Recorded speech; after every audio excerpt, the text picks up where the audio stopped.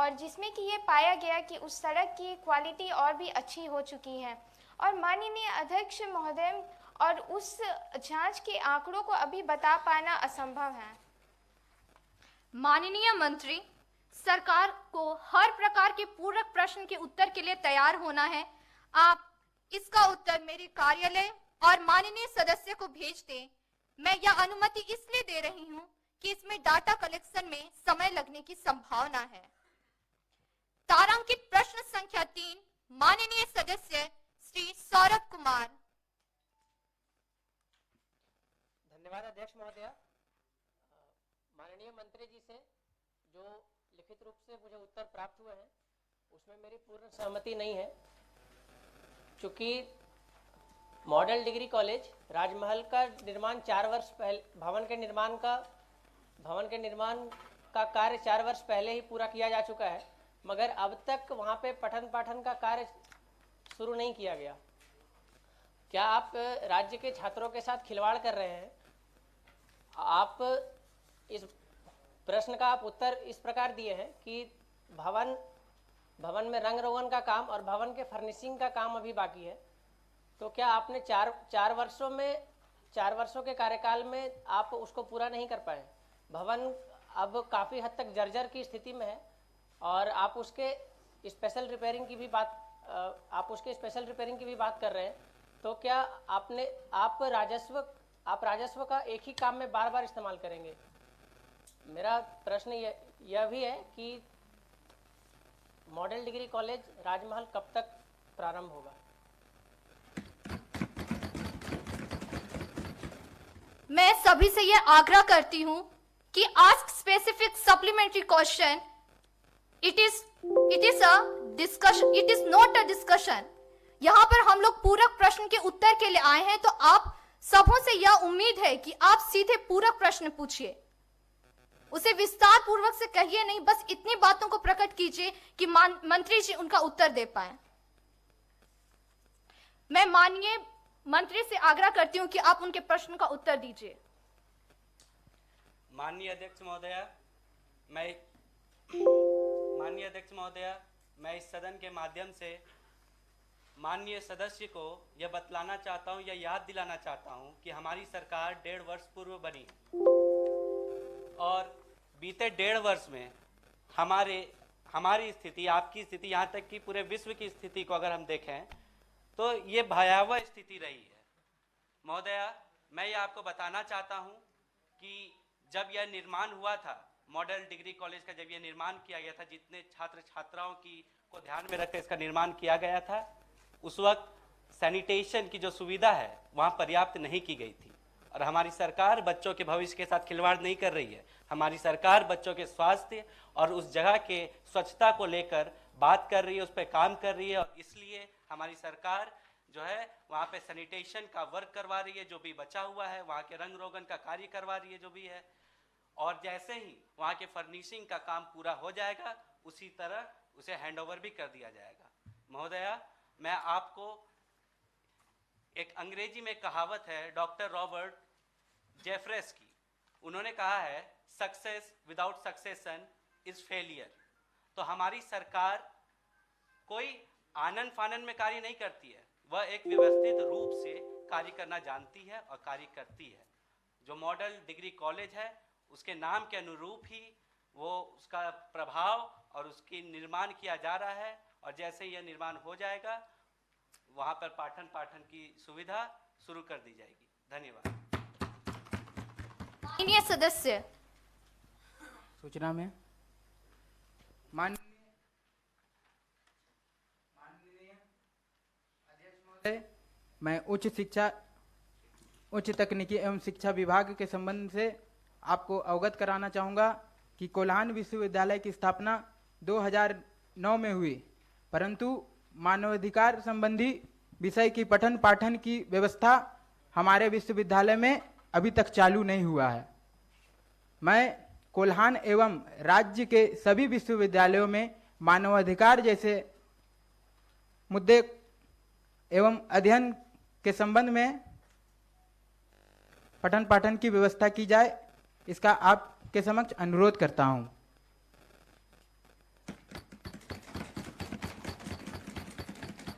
माननीय मंत्री श्री रवि शशांक, उच्च एवं तकनीकी शिक्षा विभाग, आपको यह कड़ा निर्देश दिया जाता है कि आप कोल्हान विश्वविद्यालय का गहन अवलोकन करें, वहां जाकर देखें कि वहां की समस्याएं क्या क्या हैं। उसके लिए एक कमेटी का गठन कीजिए जो उनकी समस्याओं का समाधान करेगी और उसकी रिपोर्ट तैयार कर मुझे और माननीय सदस्य को दीजिए।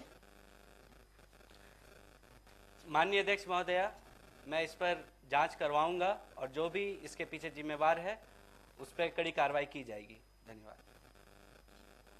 तारांकित प्रश्न संख्या 4, माननीय सदस्य श्री अभिदीप प्रशांत सागर। बहुत बहुत धन्यवाद अध्यक्ष महोदया। आज मैं इस सदन के माध्यम से माननीय मुख्यमंत्री महोदया से कुछ प्रश्न के उत्तर की अपेक्षा रखता हूं।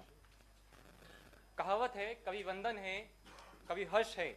वास्तव में छात्र जीवन एक संघर्ष है, परंतु हमारी राज्य की विडंबना है कि हमारे यहाँ के छात्रों को सरकार की विफल नीतियों का भी सामना करना पड़ रहा है।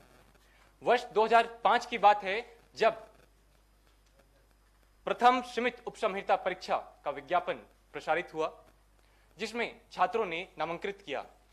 इसके 15 वर्ष उपरांत इसकी परीक्षा लिखित ली गई 2020 के जनवरी माह में।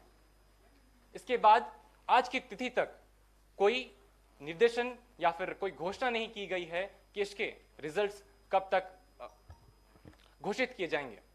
माननीय अध्यक्ष महोदय, मैं उदाहरण सहित अगर इसकी गंभीरता को अगर समझाऊं, वर्ष 2005 में यदि कोई छात्र 30 वर्ष की आयु में इसमें नामांकित हुआ तो 45 वर्ष की उम्र में उसने ये लिखित परीक्षा को दिया।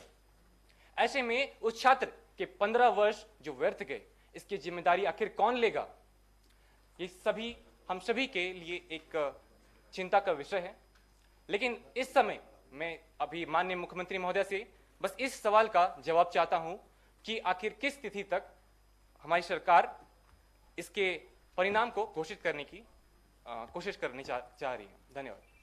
माननीय मंत्री कार्मिक प्रशासनिक सुधार एवं राजभाषा विभाग। धन्यवाद माननीय अध्यक्ष महोदया जी। मुझे बहुत खुशी हुई कि हमारे सदस्य छात्रों के भविष्य को लेकर इतनी सजगता दिखा रहे हैं। मुझे इस बात की अत्यंत खुशी है।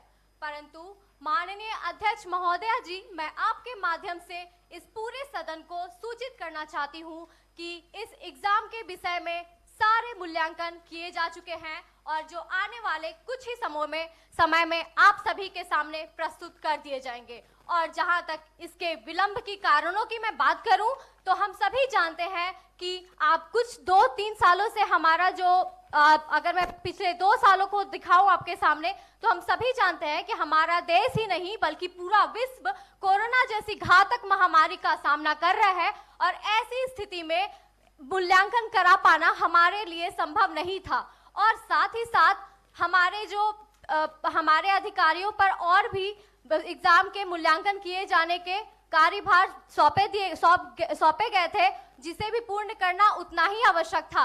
तो माननीय महोदय जी, मैं आपको बस यही बताना चाहती हूँ कि इस संबंध में हमारे द्वारा पूरी तैयारी कर ली गई है और मैं सभी को ये भी बताना चाहती हूँ कि मेरी सरकार छात्रों के भविष्य के साथ कोई खिलवाड़ नहीं करेगी। मेरी सरकार भी छात्रों के भविष्य को लेकर उतनी ही सजग है जितने यहाँ पर बैठे मेरे विपक्षी, मेरे हर एक सदस्यगण यहाँ पे जितने ही छात्र को लेकर अपनी चिंताएं जता रही है। मैं बताना चाहती हूँ कि मेरी सरकार इसके लिए दृढ़ संकल्पित है, जिसकी परिणाम आपको बहुत जल्द ही देखने को मिलेगी। धन्यवाद।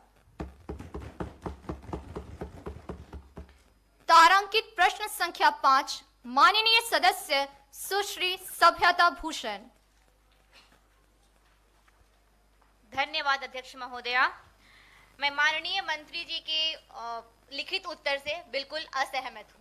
जैसा कि हम सभी जानते हैं कि वर्ष 2004 में हमारे देश में कस्तूरबा गांधी महिला विद्यालय की स्थापना की गई थी और इस विद्यालय की खोलने का एकमात्र उद्देश्य था कि जो हमारे शहरी क्षेत्र की बालिकाओं को जो शिक्षा मिल रही है वही शिक्षा हमारी ग्रामीण क्षेत्र की बालिकाओं को भी मिले। लेकिन वहीं दूसरी ओर अगर हम बात करें कि वहां पढ़ा रही महिलाएं जो शिक्षिका हैं, महिला शिक्षिकाएं, उनके लिए क्या आज तक आवास की व्यवस्था की गई है? जी नहीं महोदया।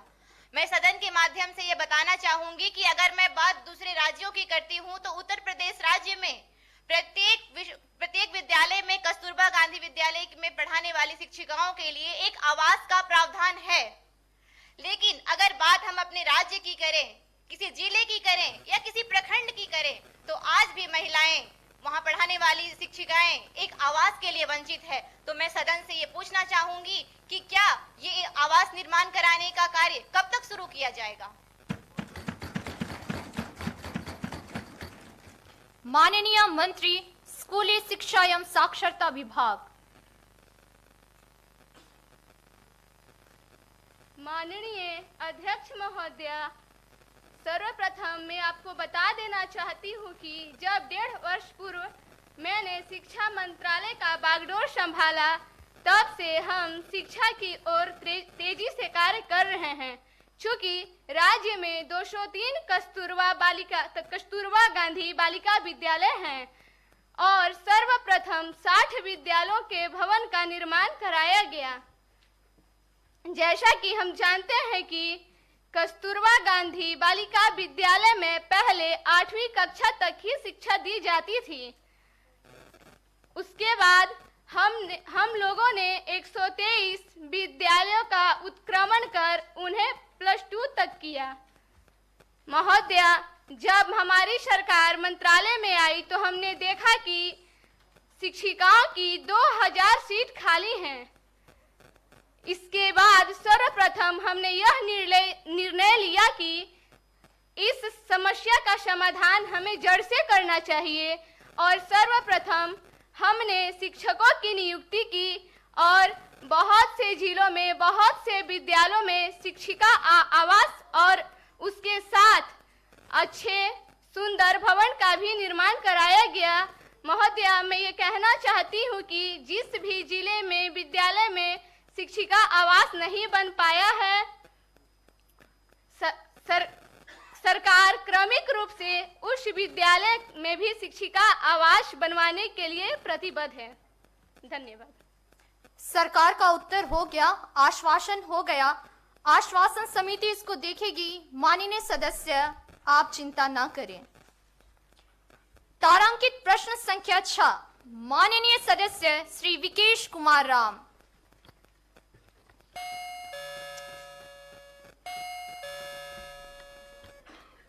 धन्यवाद महोदय। हमारे प्रश्न का जवाब तो मिला, लेकिन हम उस जवाब से असंतुष्ट हैं। जैसा कि हम जानते हैं कि हमारा राज्य झारखंड की आधी जनसंख्या, आधी से अधिक जनसंख्या ग्रामीण क्षेत्रों में निवास करती है। उन ग्रामीण क्षेत्रों से लोगों को 40-50 किलोमीटर की दूरी तय कर ब्लड बैंकों तक पहुंचने में कम से कम 1.5 से 2 घंटे का समय लगता है, जिससे मरीजों को वहां तक पहुंचने पर बहुत बार ऐसा देखा गया कि ब्लड नहीं मिल पाता है, जिससे उनकी उसी अवस्था में मृत्यु हो जाती है। तो मैं राज्य सरकार से यह दरख्वास्त करना चाहता हूं कि वे राज्य के सभी प्रखंडों के सामुदायिक स्वास्थ्य केंद्रों में ब्लड बैंकों की स्थापना करवाएं। माननीय मंत्री स्वास्थ्य, चिकित्सा, शिक्षा एवं परिवार कल्याण विभाग। धन्यवाद महोदया। माननीय अध्यक्ष महोदया, मैं आपके माध्यम से सदन के इस पटल में मैं ये कहना चाहूँगी अपने सदस्य को कि हम ऐसे ब्लड बैंक की स्थापना नहीं कर सकते हैं। ब्लड बैंक की स्थापना करते समय हमें WHO के बहुत सारे प्रावधान हैं जिसका पालन करना पड़ता है। आप सभी जानते हैं कि कोरोना का काल चल रहा था, बहुत सारी क्षतियाँ हमें हो चुकी है, लेकिन इसके बावजूद भी हमारी सरकार ने निरंतर प्रयास किया है कि हम शॉर्ट टर्म पॉलिसी और लॉन्ग टर्म पॉलिसी इन दोनों पर ध्यान दें, इस पर कार्य करें। हमारी सरकार ने यह भी कार्य किया है कि हम ह्यूमन इंफ्रास्ट्रक्चर और फिजिकल इंफ्रास्ट्रक्चर इन दोनों पर कार्य करें, और हमें खुशी है कि हमें इसमें सफलता मिल रही है। माननीय अध्यक्ष महोदया, मैं आपको ये कहना चाहूँगी कि हमारी सरकार ने मोबाइल वैन की व्यवस्था कर रखी है, जिसके माध्यम से हमने हर जगह पे लोगों को एक टोल फ्री नंबर दे रखा है, जिससे उपलब्ध करके, जिससे उपयोग करके वो लाभ प्राप्त कर सकते हैं। माननीय महोदया, मैं आपको बता दूं कि हमने कूलिंग रेफ्रिजरेटर की व्यवस्था कर चुकी है, जिसके माध्यम से हम ब्लड को एक निश्चित तापमान पर रख सकते हैं, जिससे होगा ये कि वो ब्लड खराब नहीं होगी। क्योंकि मुझे लगता है कि अगर हम ब्लड बैंक की स्थापना कर दें, वहाँ पे अगर ब्लड जमा होगा तो अगर उसका उपयोग ना हो समय पर तो वो ऐसे भी खराब हो जाएगा। अगर वो ब्लड किसी को दे दिया जाए तो मुझे लगता है उसकी मृत्यु ही हो जाएगी। इसलिए मुझे लगता है कि हमारी सरकार का सिर्फ एक ही मोटो है, और वो मोटो है सर्वे भवन्तु सुखिनः, सर्वे सन्तु निरामया, सर्वे भद्राणि पश्यन्तु, माँ कश्चित् दुःखभाग् भवेत्। हमारी सरकार निरंतर उसी बात पर ध्यान दे रही है और हम यह प्रयास करेंगे कि हम इस मोटो का उल्लंघन ना करते हुए जहां तक हो सके हम जन कल्याणकारी कार्य करेंगे। मैं सदन का ज़्यादा वक्त ना लेते हुए अपने सदस्य को यह आश्वासन देती हूं कि हमें समय दिया जाए। हमारी सरकार तो भी आई ही है, आप परिणाम देखिएगा, हम बेहतर करेंगे। धन्यवाद। तारांकित प्रश्न संख्या 7 माननीय सदस्य सुश्री श्वेता कुमारी। धन्यवाद महोदया। माननीय महोदया जी, मैं ये कहना चाहती हूँ कि जो मेरा पूरक प्रश्न है कि पेयजल की समस्या को यहाँ महामहिम मंत्री जी इतने हल्के में ले रहे हैं, क्या ये सही बात है? जो इन्होंने हमारा जो कर्तव्य है कि सरकार प्रत्येक नागरिक को पेयजल उपलब्ध कराए, लेकिन इन्होंने कहा है कि 14,000 आबादी में सरकार स्वयं कह रही है कि 5500 लोगों को वो जल प्रदान करा चुकी है नलों के माध्यम से, लेकिन यहाँ पे चापाकल तो खराब हुए पड़े हैं। तो मैं ये कहना चाहूंगी, पूछना चाहूंगी इस सदन से कि सरकार इसके लिए क्या योजना करेगी? माननीय मंत्री पेयजल एवं स्वच्छता विभाग। धन्यवाद महोदया। मैं आपके माध्यम से अपने सदस्य को बतलाना चाहता हूं कि हमारी सरकार जो है वो दूरगामी परिणामों को लेकर काम कर रही है। जैसे कि पता है कुछ क्षेत्र में भूगर्भ जल की स्रोत थोड़ा नीचे चली गई है, जिसके कारण वहाँ पर डीप बोरिंग किए जा रहे हैं और वैकल्पिक तौर पर टैंकरों से पानी उपलब्ध कराया जा रहा है और आगामी 10 वर्षों के लिए कार्य किया जा रहा है, जिसके तहत बगल के जलाशयों से पाइपलाइन के द्वारा वहाँ पानी उपलब्ध कराने की योजना बनाई जा रही है। ये कार्य प्रगति पर है, आपको आगामी सत्र में यहाँ पर कार्य दिखने लगेंगे। धन्यवाद। माननीय सदस्य। धन्यवाद महोदया। मेरा आपके माध्यम से माननीय सरकार और सदन से यह अनुरोध है कि शिक्षा के क्षेत्र में राज्य के सभी जिलों में पीजी की पढ़ाई की व्यवस्था करवाई जाए, क्योंकि एक और हम महिला शिक्षा की बात करते हैं, महिला सशक्तिकरण की बात करते हैं और अपने परिवेश को देखते हैं तो स्नातक के बाद उच्च शिक्षा के लिए दूसरे जिले में जाकर के छात्राओं के लिए पढ़ाई करना, प्रतिदिन क्लास करना, यह संभव नहीं है। इसलिए राज्य के प्रत्येक जिलों में पीजी की पढ़ाई की व्यवस्था हो, यह आपके माध्यम से मैं अनुरोध करता हूं। धन्यवाद। मैं सरकार से यह अनुरोध करती हूं या आदेश देती हूं कि आप लोग शिक्षा के क्षेत्र में, विशेषकर महिलाओं के शिक्षा के क्षेत्र में कड़े नियम बनाएं, उनको शिक्षा की सुविधाएं उपलब्ध कराएं कि वो घर में भी रहते हुए अपनी पढ़ाई पूरी करें, स्वावलंबी बन सकें। इस क्षेत्र में आप जितना जल्दी हो सके नियमों को बनाएं, आपस में विचार विमर्श करें और जितनी जल्दी हो सके रिपोर्ट तैयार करें और अगले सदन की कार्रवाई में उसे प्रस्तुत करें। माननीय सदस्य, यह अत्यंत ही खुशी का विषय है कि आज की कार्य सूची में शामिल सभी अल्प सूचित प्रश्न एवं तारांकित प्रश्न हो गए हैं। यह सभा की बहुत बड़ी उपलब्धि है। आप सबों को इसके लिए धन्यवाद। कार्य स्थगन की सूचना।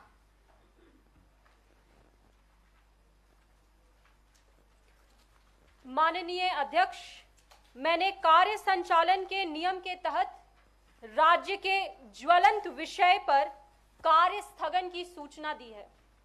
कृपया उस पर अपना निर्णय दें। मैं पढ़ने की अनुमति देती हूं, आप पढ़ें। धन्यवाद महोदया। मैं कार्य संचालन के नियम के तहत कार्य स्थगन की निम्न सूची देती हूं। महोदया, राज्य में महंगाई अपने चरम पर है। इससे जनता को काफी परेशानी हो रही है। मैं बता दूं महोदया कि घरेलू सामान से लेकर पेट्रोल और डीजल तक के दाम आसमान छू रहे हैं। खाद्य सामग्रियों की कीमत आसमान छू रही है।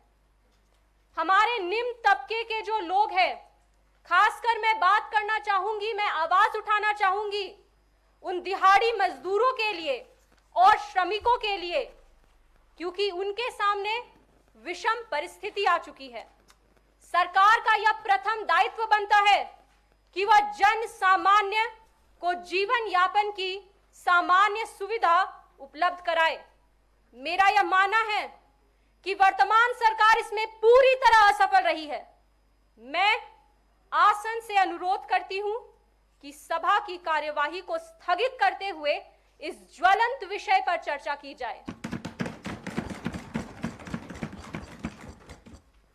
इस संबंध में मैं लोकसभा के प्रथम जीवी मावलंकर जी का एक नियमन का उल्लेख करना चाहती हूं।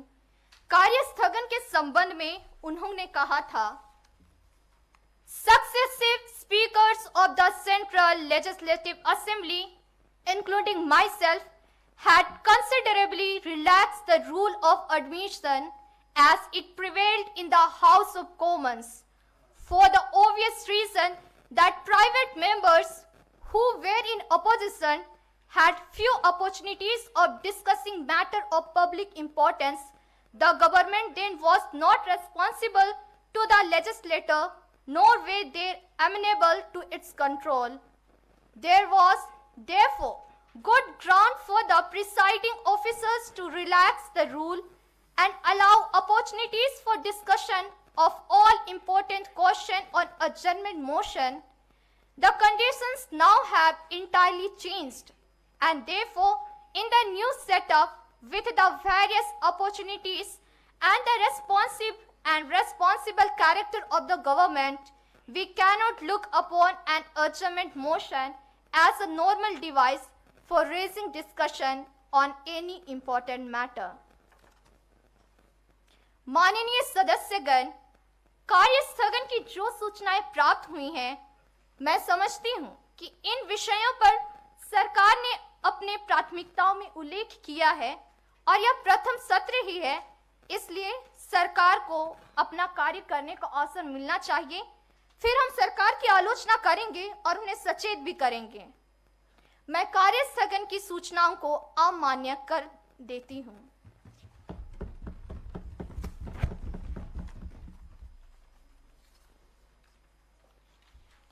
विधायी कार्य। मंत्री वन, पर्यावरण एवं जलवायु परिवर्तन विभाग। जोहार माननीय अध्यक्ष महोदया, मैं आपकी अनुमति से यह प्रस्ताव करता हूं कि झारखंड वृक्ष संरक्षण अधिनियम 2021 पारित हो, पूरा स्थापित हो, माफ कीजिएगा, झारखंड वृक्ष संरक्षण अधिनियम 2021 पूरा स्थापित हो।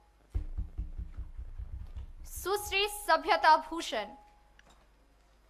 नमस्कार अध्यक्ष महोदया, जोहार महोदया। मैं इस विधेयक का पुनर्स्थापन का पुरजोर विरोध करती हूँ। मुझे अपनी बात रखने के लिए अनुमति दी जाए। माननीय सदस्य, सामान्यतः विधेयक की पुनर्स्थापन का विरोध नहीं किया जाता, चूंकि यह विधेयक राज्य के हित में है। मैं आपको अनुमति देती हूँ। धन्यवाद अध्यक्ष महोदया। मैं सदन का ज्यादा समय नहीं लेते हुए मुख्य बिंदुओं पर चर्चा करना चाहूंगी, और बिंदुओं को चर्चा करने से पहले मैं अपने द्वारा लिखी एक पंक्ति पर्यावरण पर आधारित सुनाना चाहूंगी कि वृक्षों की कटाई पर अब तो डर जाओ तुम इंसान, अब नहीं तो आखिर कब करोगे तुम पर्यावरण का सम्मान। कलाम के सपनों का हरा भारत इस हिंद भूमि का क्या होगा। हे आर्यावर्त के भारत का भविष्य क्या होगा। हे आर्यावर्त के भारत का भविष्य क्या होगा। जैसा कि हम सभी जानते हैं कि हमारे देश में पहले से ही पर्यावरण संबंधित कई सारे कानून, कई सारे विधेयक बन चुके हैं, लेकिन मैं इस सदन के माध्यम से पूछना चाहूंगी कि जो पहले से विधेयक बने हुए हैं, क्या उनका हम अभी सही तरीके से अनुसरण कर रहे हैं?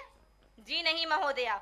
पर्यावरण सुरक्षा हेतु इसके सुधार के लिए पर्यावरण संरक्षण अधिनियम 1986, जिसे हम संक्षिप्त में ईपीए के नाम से जानते हैं, क्या इस अधिनियम का पालन किया जा रहा है? आज भी हमारे देश में अवैध तरीके से अंधाधुंध वृक्षों की कटाई की जा रही है। अगर हम बात अपने प्रदेश झारखंड की ही करें तो वो समुदाय जो जिसकी जीविकोपार्जन का एकमात्र स्रोत वन है, उसकी भी कटाई की जा रही है। तो महोदया, मेरा ये मानना है कि आप पहले जो चलाए जितने विधेयक है, पहले चलाए जितने कानून है, पहले इसका तो हम अनुसरण कर लें। सीधी तौर पर बात करें महोदया, तो ये विधेयक हमारी कानून को आम तौर पर कमजोर करना चाहती है। ये विधेयक मैंने पढ़ा अभी कुछ देर पहले, जिसमें एक अध्याय में साफ साफ लिखा हुआ है कि 7 साल तक वृक्षों की कटाई नहीं करनी है। क्यों महोदया? 7 साल के बाद हम उस वृक्ष की कटाई क्यों कर सकते हैं? मैं पूरे सदन के माध्यम से ये पूछना चाहूंगी कि 7 साल के बाद क्या वो वृक्ष हमें ऑक्सीजन नहीं देती है? क्या उस वृक्ष से हमें ऑक्सीजन नहीं प्राप्त होता है? तो इस मुख्य बिंदुओं पर आप एक बार गौर फरमाएं।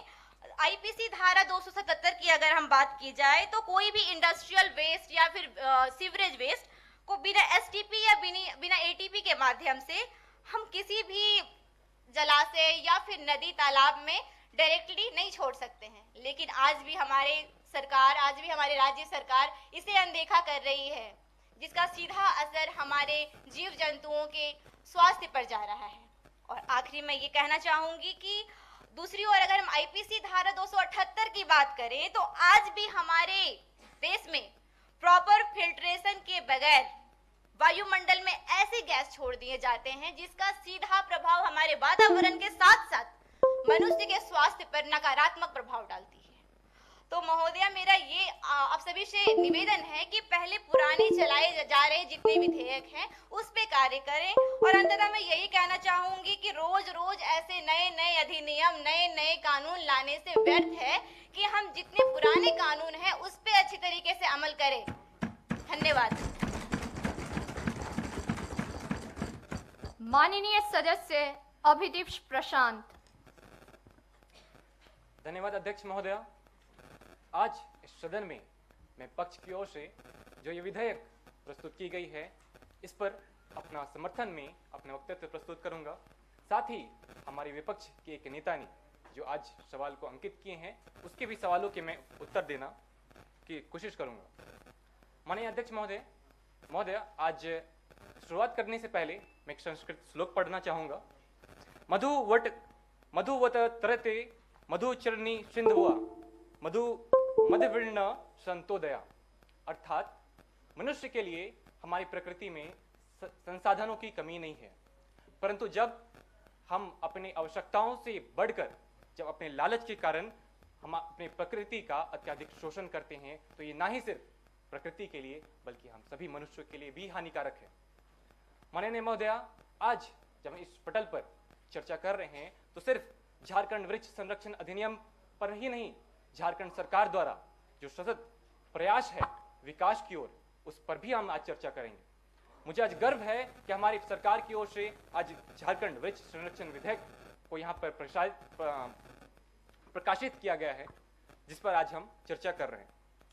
हमारी सरकार का उद्देश्य है कि इस विधेयक के माध्यम से हम ना ही सिर्फ समाज के अंतिम वर्ग के लोगों से लेकर अंतर्राष्ट्रीय पैमाने पर जो समस्या आ रही है उसके सुधारात्मक रूप से उसके सुधार को इस विधेयक के माध्यम से ला सके।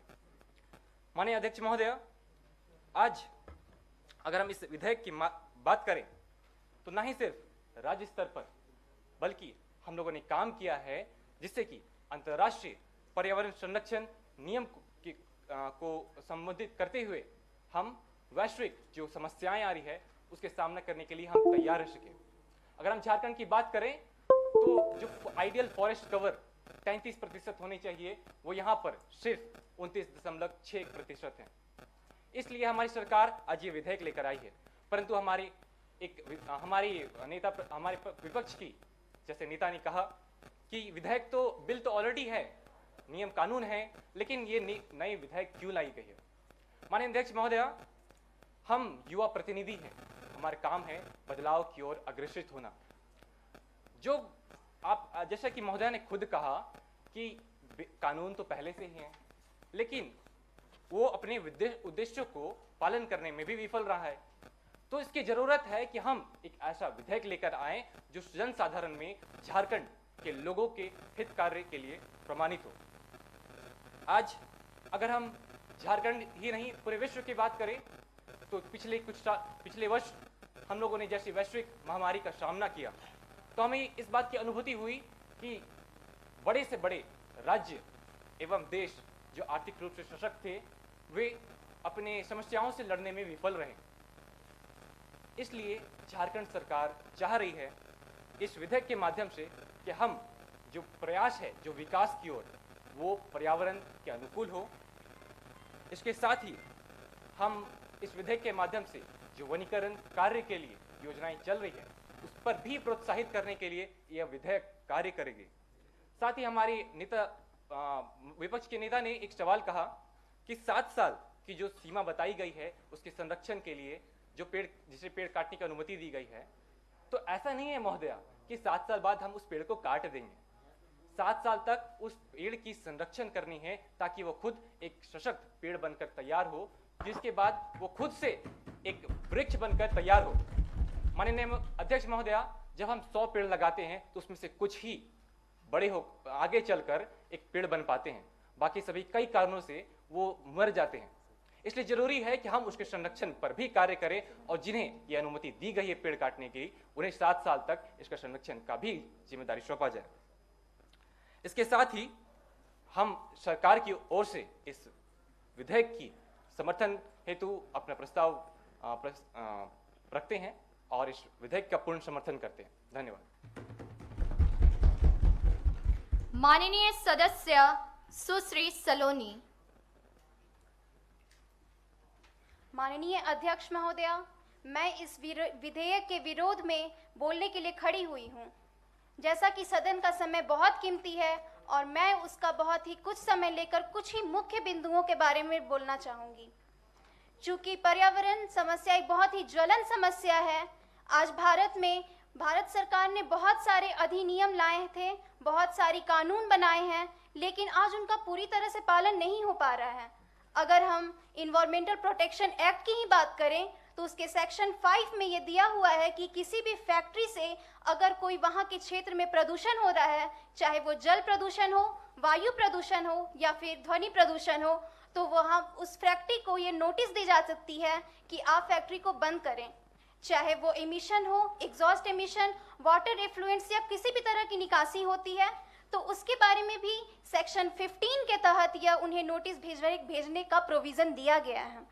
मैं आगे एफॉरेस्टेशन की अगर बात करूं तो कंपेंसेटिव फॉरेस्ट, जहां की माइनिंग क्षेत्र में जहां उसका इस्टेब्लिशमेंट होता है, वहां पर अगर हम माइनिंग करते हैं तो रिजर्व फॉरेस्ट को हम नहीं काट सकते हैं, रेस्ट्रिक्टेड फॉरेस्ट को हम नहीं काट सकते हैं, राज्य क्षेत्र के अंदर आए हुए फॉरेस्ट को भी हम नहीं काट सकते हैं। तो ऐसी स्थिति में एक्ट जो हमारा है इन्वायरमेंटल प्रोटेक्शन एक्ट, उसके सेक्शन 15 के तहत हम ये नोटिस उनके पास भिजवा सकते हैं कि आप अपनी फैक्ट्री को बंद कर सकते हैं। तो इसके बारे में तो आज तक सरकार ने नहीं सोचा। इस क्षेत्र में, इस दिशा में उन्होंने कोई कार्य तक नहीं किया है।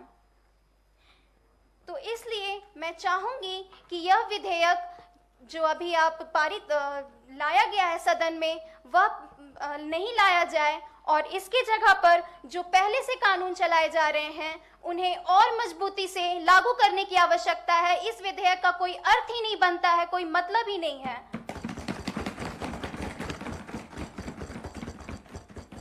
माननीय सदस्य विजय बड़ाई।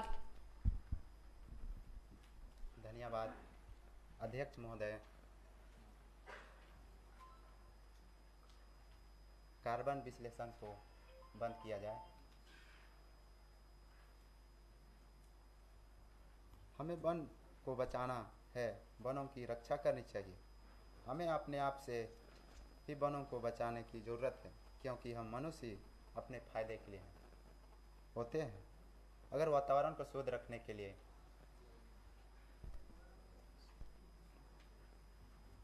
ज़्यादा से ज़्यादा पेड़ पौधे लगाना चाहिए।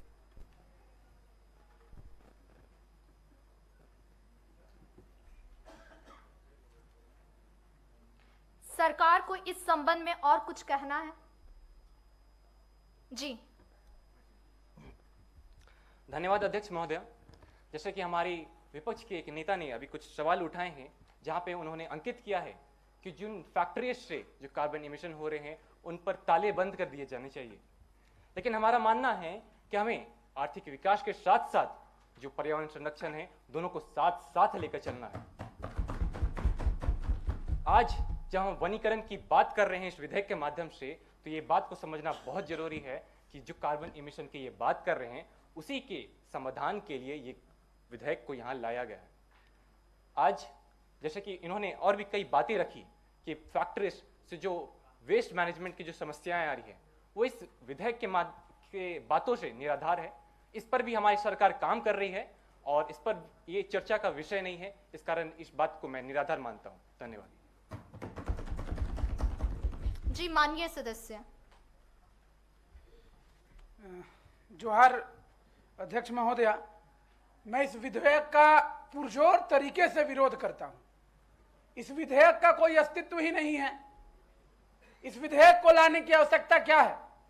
अगर पहले से कानून बनाए गए हैं वन को लेकर, पेड़ काटना अपराध की श्रेणी में आता है, कानून तो पहले से बना है महोदया। आप बिना अनुमति के पेड़ नहीं काट सकते, ये कानून पहले से। इस विधेयक में नया क्या है? यह केवल सरकार अपनी असफलताओं को छिपाने के लिए इस विधेयक को लाने का प्रयास कर रही है, क्योंकि पहले से लाए गए विधेयक को, जो कानून पारित हो चुका है, जो कानून पहले से है, उसको वह अनुपालन नहीं कर पा रही है या करवा नहीं पा रही है।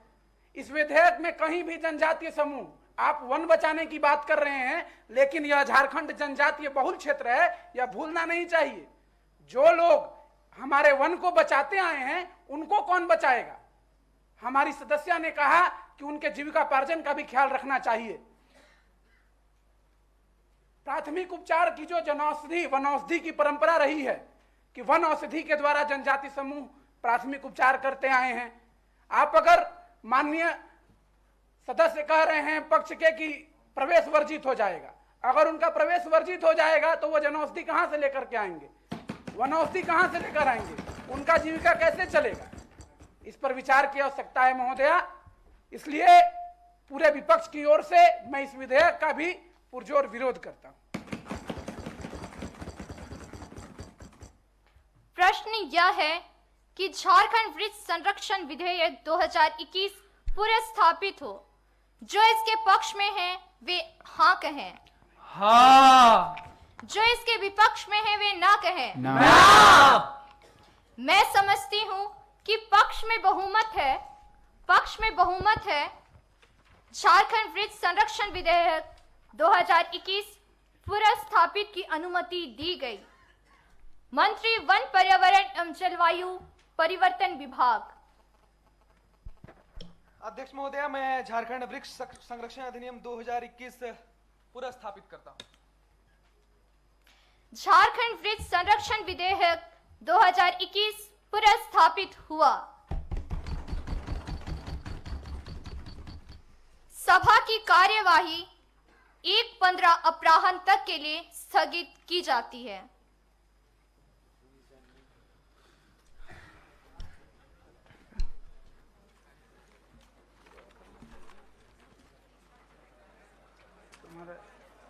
तुम्हारा इसीलिए हम बोल दिए, थोड़ा मजबूत हो।